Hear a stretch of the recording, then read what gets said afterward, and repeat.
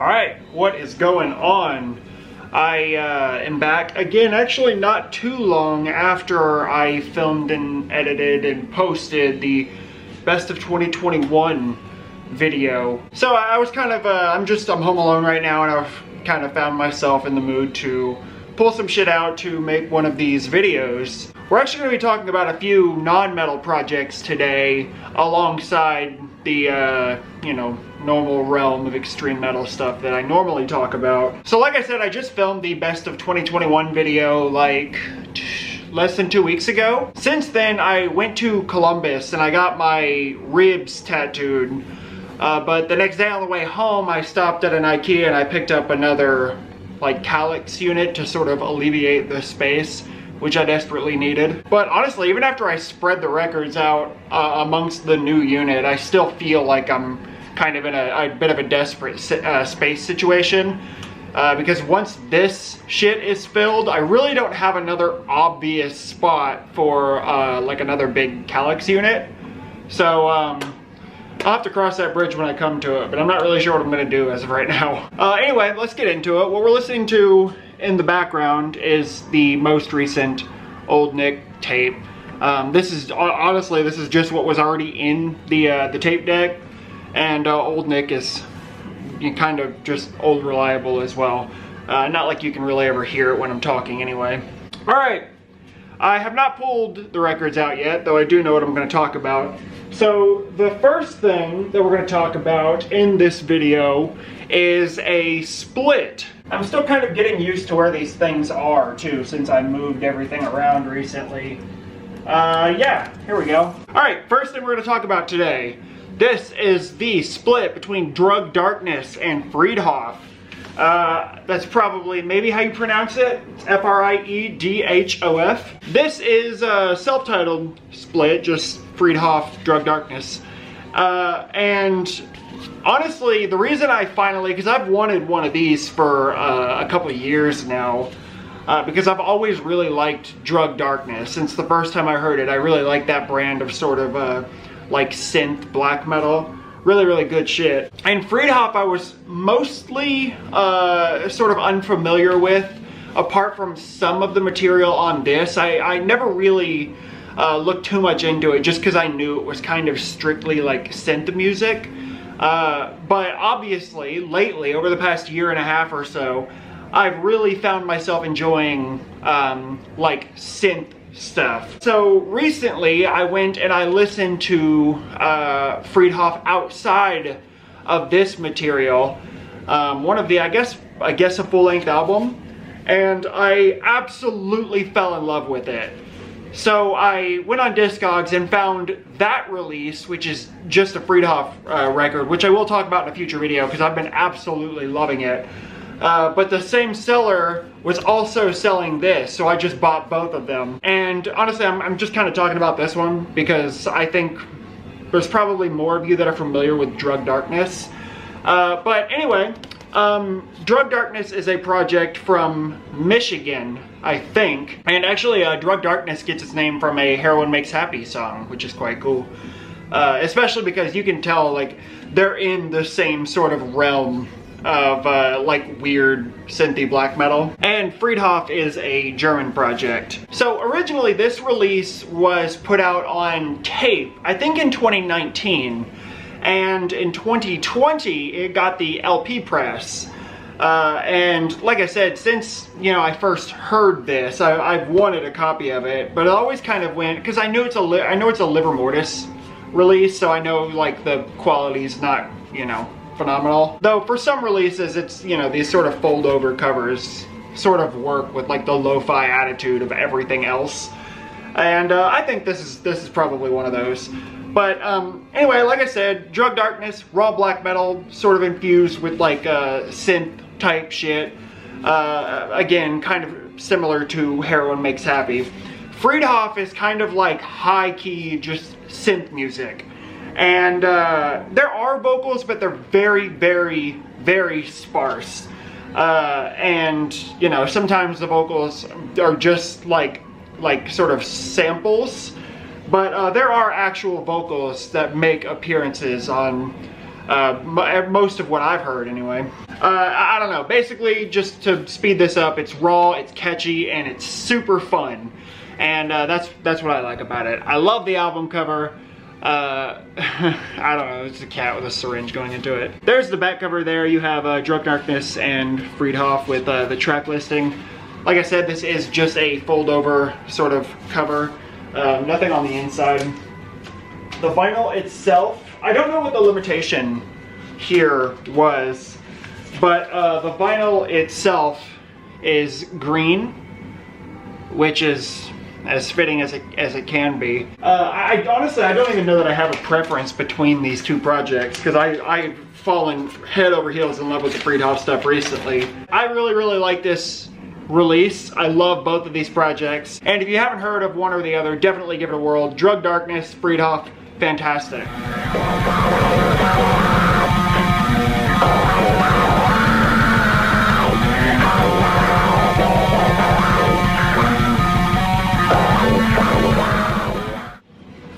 Moving on, this is, I guess you could probably consider this metal. It definitely wouldn't be considered extreme metal, and if you wanted to consider this closer to like punk rock, that would be totally acceptable too, because this kind of doesn't fit sort of neatly into any one genre. And I think for that reason I really like this. This is Poison Ruin with the first LP. I think that's what they call this one. That's what it's, yeah, the first LP. So, this band is from Philadelphia, and like I said, it doesn't really fit super nicely into like the metal genre. I think if you were to like classify it as one thing, it would probably just be considered punk rock. The band itself says that it's sort of influenced by like post-punk and dungeon synth, but there are undeniably like extreme metal influences here, and you know, all of these things mixed together makes for a really fun record. This isn't like a full-length album. This is a compilation of the first two demos, and actually, from what I understand, this was released before the second demo was. The music here is a lot of fun. Like I said, it's sort of just evocative of punk rock, and the vocals are very like evocative of like 90s punk rock as well. On the song Sacrosanct, there are there might be another example, but that's the one where I think it sort of just stuck with me the most. There are harsh vocals on that song that are absolutely badass, and it fits with the music perfectly. I'm absolutely fucking horrible at describing this stuff. I don't know why anybody watches these videos. I'll show you what this looks like. It does come with the OB strip that you were just looking at, which it's not going to focus on, and I have my hands full. The album cover is really cool. The album cover itself is really cool. Each one of these are the cover of the original like tape demos. The back cover there is just the same image that's on the OB strip. All the track listing. This is put out through Urge Records. This is a repress because there was a first press. I don't remember what the colors the first press were available on. If it was anything other than black, I'm not sure. This does have an inner sheet with an absolutely awesome fucking picture of, I guess the guys from the band, I don't know, with their like chainmail shit. Fucking cool, man. And you do have all the lyrics on the other side of that. Again, I don't really remember the colors that were available for this. I think there was purple, clear, and black, I think. I got the purple vinyl, obviously, limited to 100 copies. This sold out pretty quickly, I think, from Urge Records. And I'm glad I got in there and got one because, you know, I had it in my want list on Discogs for the first press for a little while. So it's cool that this got reissued. So if sort of metal adjacent punk rock kind of sounds like your thing, definitely give Poison Ruin a whirl. I'd love to see these guys live. I know they play live shows. Maybe one day. Philadelphia ain't that far. But check it out if you've never heard this. Really, really fun stuff. That's Poison Ruin.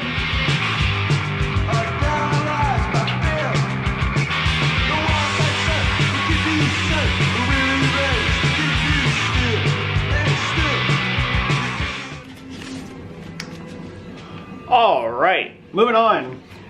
When I was in Los Angeles, like, what was it, like a month ago? More than a month ago now? Holy shit. I went to Amoeba Records, and which obviously I was going to go to Amoeba Records regardless.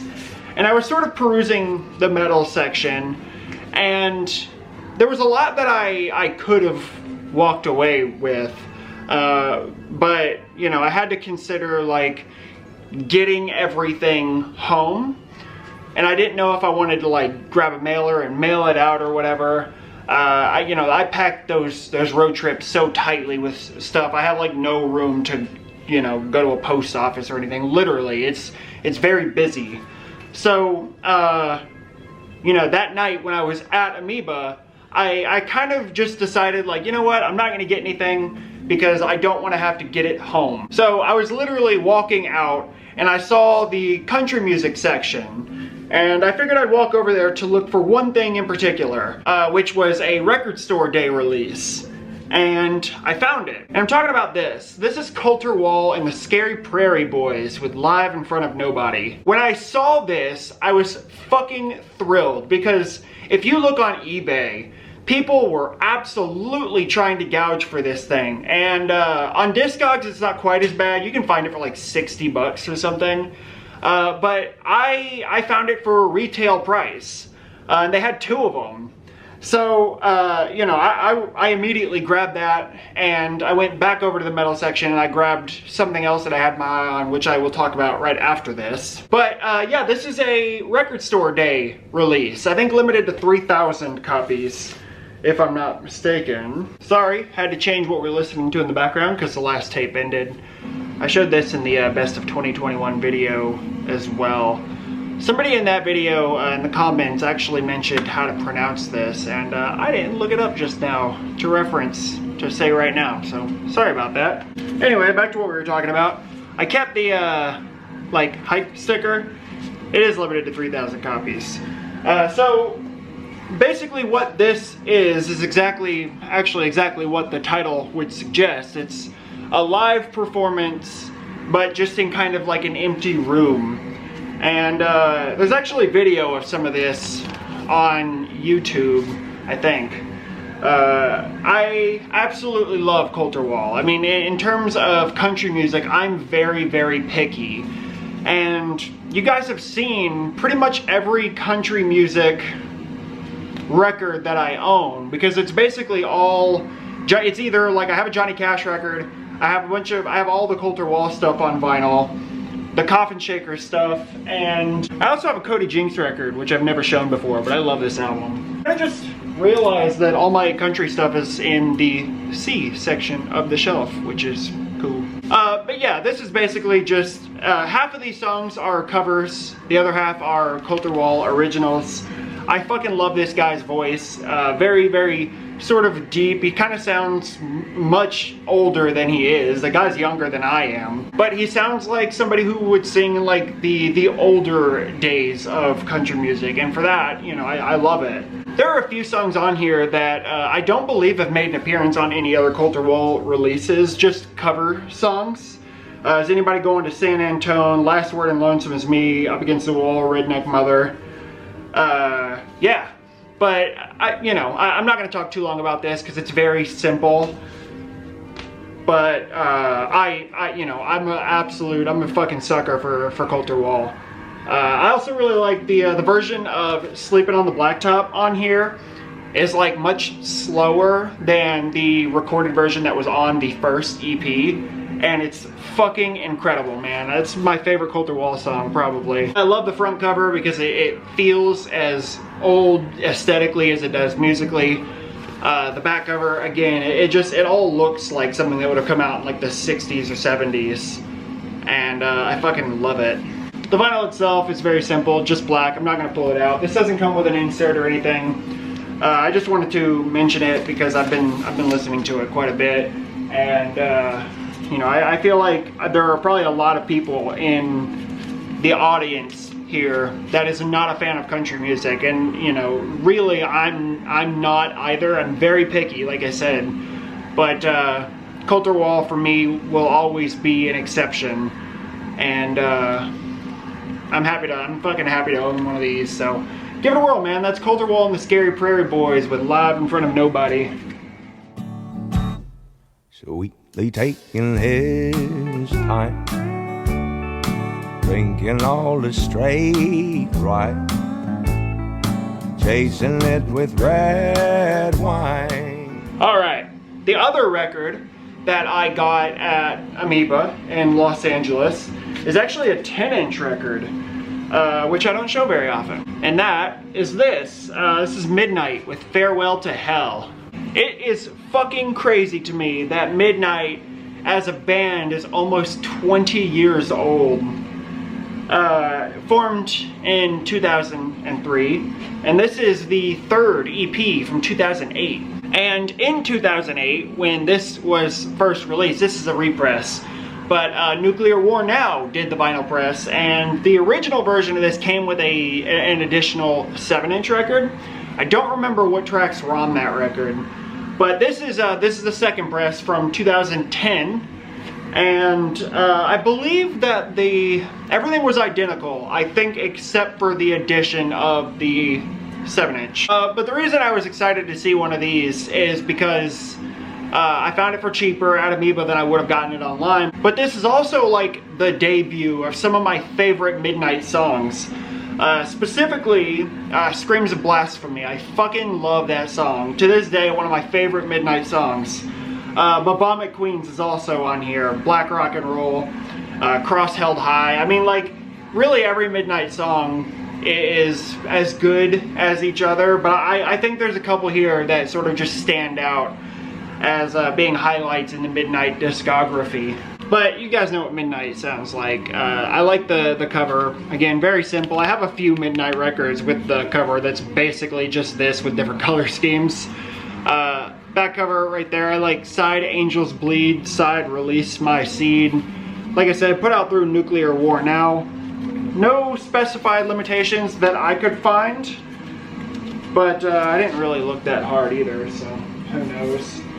This does include a poster slash lyric sheet. Whoever owned this before, because this was pre-owned, didn't take the best care of this.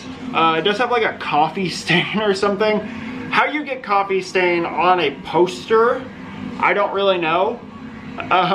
But yeah, they also have like tack holes. But you know what? I don't really care. I'm not like keeping this shit pristine to sell down the line for a hugely marked up price or anything like that. So I like the poster. Like I said, the other side is all the lyrics. And the vinyl itself, I think I remember a black vinyl and then this sort of hazy clear vinyl, which is really nice. So yeah, man, Midnight's got a bunch of compilations and shit, and I have all of these songs a couple times over at this point. So, you know, whatever. This is kind of more of like just a collector item, I guess. So yeah, man, happy to own it. Even cooler that I was able to get it in person at a record store. So, hats off to Amoeba. That's Midnight with Farewell to Hell.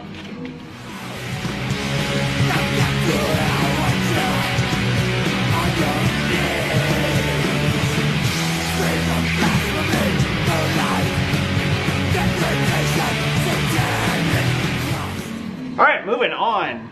So I don't talk about 10-inch records very much, but I also don't talk about movie soundtracks all that often. So on top of this being a really fun movie and a great soundtrack, the packaging here is really fucking cool. And this is the soundtrack for Halloween 3, Season of the Witch. So this movie was released back in 1982, and as we all know, Halloween 3 is kind of the one movie in the series that sort of sticks out like a sore thumb, just because it doesn't follow the story of Michael Myers. But you know, the Halloween series was never supposed to be focused on like a central cast of characters. So Halloween 3, you know, at the time was not as experimental as it sort of seems in hindsight. But I'm not really going to talk too much about the movie or anything like that, because you've either seen Halloween 3 or you haven't seen it and have no plans to. really, the reason I wanted to talk about this is because the packaging here on this Death Waltz pressing of this is really, really cool. Musically, it sounds like a 1980s horror movie soundtrack, like basically just a synth soundtrack. Very, very cool. I fucking love it. I also like the recurring like Silver Shamrock commercial like theme song on here, because if you know the movie, there's that same song but like with a countdown to Halloween. So each song is very, very minorly different, but they're included on here, which I think is cool. But like I said, I kind of just want to show you the packaging here because this thing is really, really cool. Love the album cover. Absolutely fucking love this album cover. Very simple. The back cover is pretty cool as well, just like a close-up on like a jack-o'-lantern mouth. Like I said, Death Waltz recording. So to show you this is not like a normal jacket. It kind of opens from the back, like that. Yeah. So it opens like this. And you know, it's just more of that like, just bug print, which is cool. But everything was originally sort of housed in here, but I took it all out just for easier access to the record itself. On the inside here, on both of these side panels, you just have like two separate write-ups about Halloween 3 and the soundtrack, which is quite cool. When I got this, it was sealed, and I kept the big Halloween 3 sticker because I like the record and novelty, suitable for children of all ages. Spooky mind control trick, shock and amaze your friends with the Silver Shamrock logo. I think it's just pretty cool. But let me show you what else this includes here, because I really like, this is what the record initially came in. It just has like a little flap and the record would go in there. But probably my favorite thing that this includes is these big cards with like the 3 Silver Shamrock mask designs, and there's a fourth one with a skull and a pumpkin. And the reason is just because it comes with instructions on like some the mind control trick thing that like hype sticker mentioned. It just has like instructions for how to do that, I guess, which I think is pretty cool. So this Death Waltz release of this soundtrack originally came out in 2018, but in 2021 there was a repress of it, like in April. It was like a halfway to Halloween special thing. And the original, there was a few versions for the original press, but I think the repress is all orange vinyl. So you have the track listing on this side and the Silver Shamrock Novelties label on that side. I love this, man. I really, really appreciate the like attention to detail in every sort of aspect of this pressing. The pressing is gorgeous. The packaging is absolutely top-notch. Like I said, I really appreciate when labels go the extra mile to make something special. So this is really cool. Yeah, I don't know, man. I don't have many soundtracks, but this is probably my favorite of the ones I do have. So Halloween 3, Season of the Witch.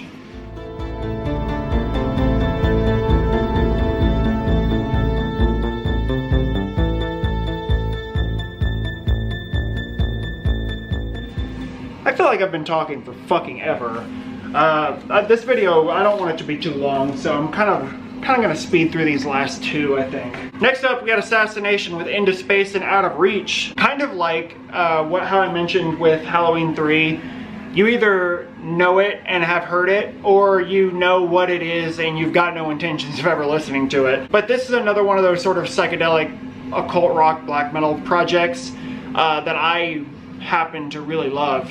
I put this on the best of 2021 list, somewhere in the middle, but I just kind of wanted to talk about this briefly because I played this record the other day, and I like, every time I listen to this record I like it more and more. But yeah, like I said in the best of 2021 video, the song Under Wicked Spell, I fucking absolutely love that song. But Under Wicked Spell is just my favorite. I think I like every song on this record. Like I said, before. The vocals on the first couple songs, just even now they still feel different than all the other Assassination stuff, and maybe it's just me thinking too hard about it. But yeah, man, I feel like Assassination kind of gets a bit of a bum rap because it does just get compared to Blackmagic SS, and I don't feel like, outside of the aesthetic, there's really not much similarity beyond that. I guess you could say there is similarity in the fact that there is sort of like a trade-off between like harsh and clean vocals. But Assassination and Blackmagic, they are definitely in sort of separate categories if you listen to it. And Assassination is definitely good for its own reasons. But the vinyl pressing here is really, really nice compared to all the other Assassination ones, which are good too. But this is like a sort of sturdy gatefold cover. I love the album cover. The back cover is cool as well, put out through Crumbling Tomb Productions. It kind of just includes the same art that's in the A5 Digipack, but I like the nicer packaging. So when this went up for sale, I did have an alarm for it. But I was at work and I kind of got wrapped up doing something right around the time that you know, these went up for sale. So I missed the more limited version. It was some type of glow-in-the-dark splatter or whatever. But I managed to get one of the orange vinyl. I just wanted the other version because it was, you know, going to be available to me. But I'm glad I got it regardless, because I'm almost certain they're sold out by now. But yeah, I don't need to say much about Assassination. You've either heard it or you're got no interest in listening to it. So if you haven't heard Assassination and you'd like to give something fun a shot, then this will do you just fine. That's Into Space and Out of Reach.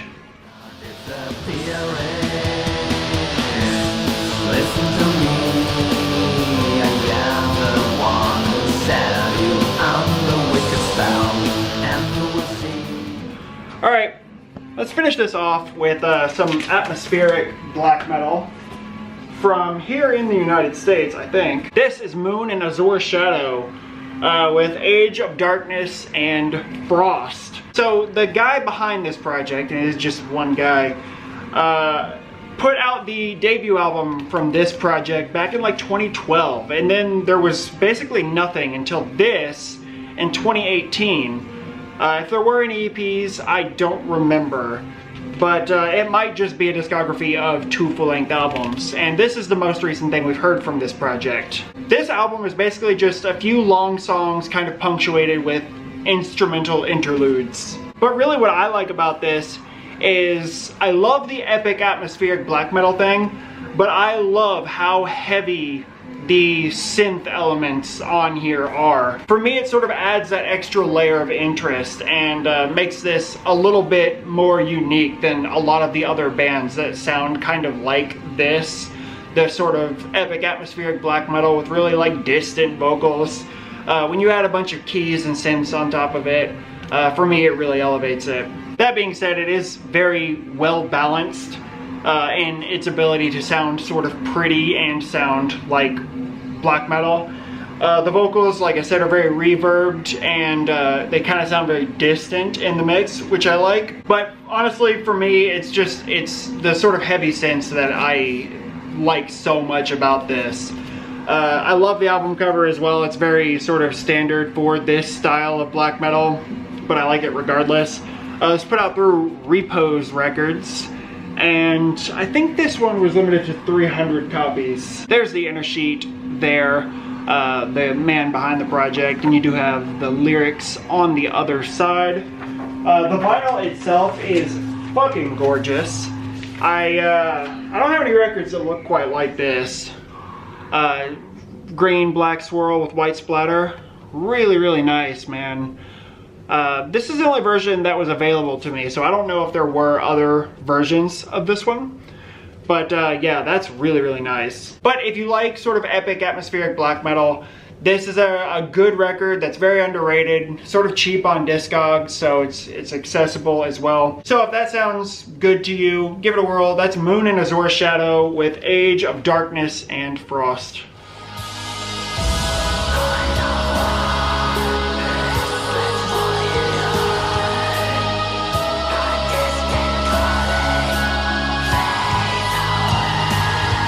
And that's it, man. My tape just ended.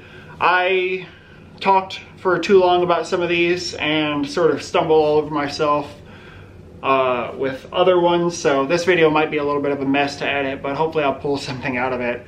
Thanks for sticking around, and I will be back sooner or later. But until then, guys, later.